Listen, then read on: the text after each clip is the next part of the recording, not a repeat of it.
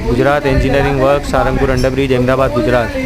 1 HP double piston machine है। 1 HP कोदेज company की motor के साथ 150 पाउंड एयर टैंक के ऊपर इसे इंस्टॉल किया है। अभी इसके टेस्टिंग की प्रोसेस चल रही है। ये मशीन हमने रेडी किया है नारायणपुरा के लिए। ऐसी और वीडियोस देखने के लिए हमारे चैनल को सब्सक्राइब करें और दिए गए नंबर पर कॉन्टैक्ट करें।